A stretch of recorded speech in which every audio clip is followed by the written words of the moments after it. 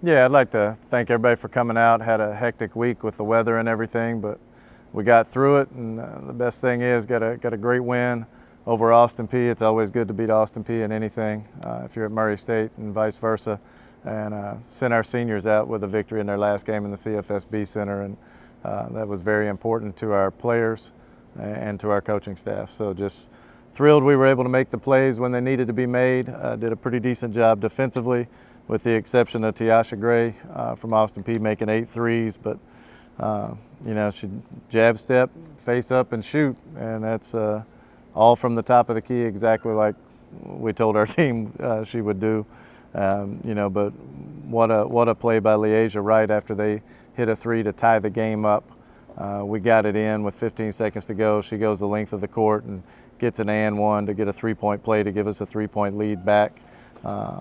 Very, very heady player by her, and that's why we let it play out. So, and then we made a great defensive play to come up with a steal on their final possession, and Leasia stepped to the free throw line and gave her 3 seniors a victory by knocking down free throws. So, we're thrilled to have the win, and saw a lot of growth from a lot of our younger players over the course of the last couple of weeks. So, pleased with that.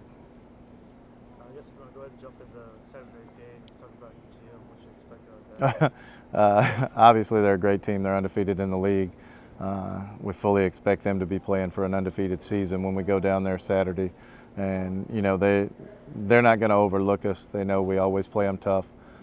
So they're going to be up for the game. And, we don't expect them to sleepwalk through that one. And we're going to go down. We'll have a full week of practice. It's our only game this week. So, we took Sunday off. We'll shoot today. We'll take tomorrow off and get ready for UT Martin.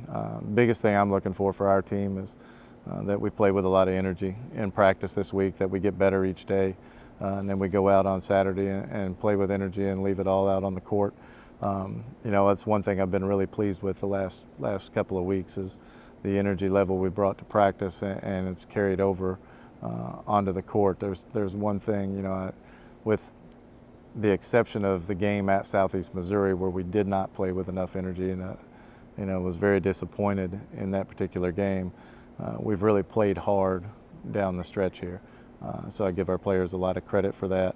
I know Kiana Kirby and Shanyeri Hosey and Natanya Jackson, they're thrilled they went out with a victory in their final home game, but they'd like to, knock off UT Martin in their final game. So that's what we're going to try to do for them. At this point in the season, how much are you looking into next season? Now we're focused, on every day just being better each day. But there's a little bit of that. There's, some focus on our freshmen. What can they contribute as we move forward?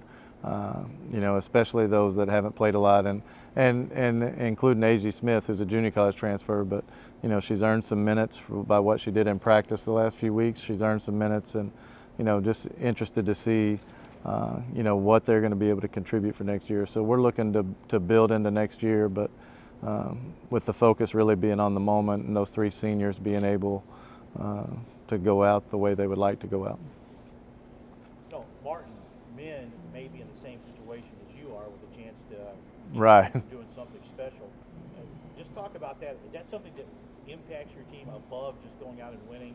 Would that be something that they could go, we really had a great accomplishment in the It's something that the players will talk about. There's no question. It's not going to be a major emphasis from the coaching staff because the players are well aware of that, and they're the ones that have to play the game. And I'll tell you, what our guys are doing and what Martin's women are doing is truly special. I mean, to go through a conference season undefeated is extremely difficult. I don't care who you are and what conference you're in.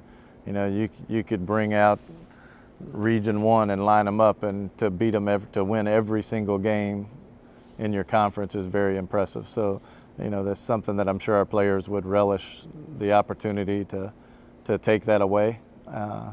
We've been in that situation where, you're kind of playing a spoiler. You're not gonna determine they're the number 1 seed in the tournament, so you're not going to affect that. But to be able to win the game would certainly be a significant achievement, and something our players could hang their hats on. Our younger players could take into next year as a momentum boost. and our seniors could walk away knowing, that they did that. So, and they won their final game. As far as postseason honors, do you feel any of players should be considered for them? Well, obviously I'm going to be an advocate for our players. I've said several times this year, I feel really bad for Kiana Kirby because of the time she put in over the summer, coming off her injury, and she's put in a lot of time working on her shot, and has shot it well in practice, and has just struggled making shots in games for whatever reason, But you look at her numbers, she's averaging about 16 points and over 5 rebounds a game. She's certainly done a nice job. Just if her shooting percentages were up where they were last year before she got hurt, you're talking about 21 points a game, and you're probably talking about us being in a different position. So I think she's worthy of all conference honors. I think Keyshawn James, you look at her numbers, I think she should be a top candidate for Freshman of the Year. I believe she should be Freshman of the Year. And she's averaging basically 16 points and 6.5 rebounds a game as a freshman. Those are the most impressive numbers any freshman in our program has ever put up. And we've had a few Freshman of the Year type players. So, I think those two are certainly worthy of all conference honors.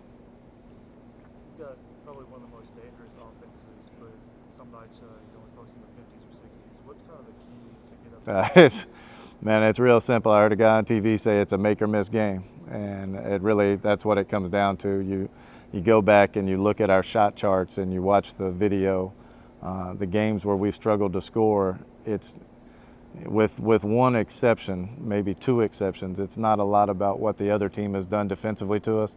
It's about us missing layups and wide open shots, and vice versa. It really comes down to, do you put the ball in the basket or do you not? And some nights we put it in the basket.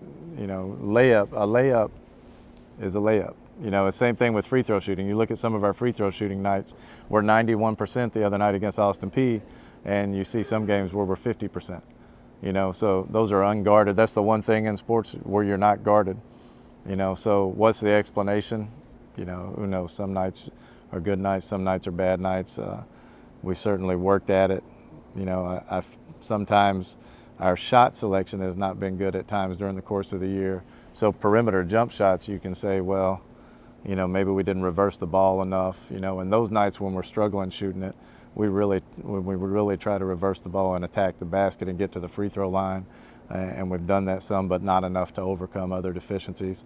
But I think it really comes down to that. You look at the shot charts and you see some games with double-digit missed layups, and other games where you miss one or two, and in women's basketball, you're going to miss some shots. But I think layups are a real good indicator for us, how things are going. UT Martin's center, AC Jones, went off for 44, I think. 44, is that all? Yeah. The last time she played. How are you going to go about to kind of limit her? To be honest with you, going back and now we single covered her, and we tried to stay home on three-point shooters because, one of the things that they do to people is they'll hit 4 or 5 threes in a row on you while you fail to score, and next thing you know, you're down 15 to a great offensive team. So we played single coverage on her, and you go back and look at the video, she made some tough shots once she got going. She made some 15-foot turnaround fadeaways with a hand in her face, and she finishes every easy play. I talked about it before. Anything that is easy around the basket, where most college women's players at our level miss some of those shots, she finishes every single one.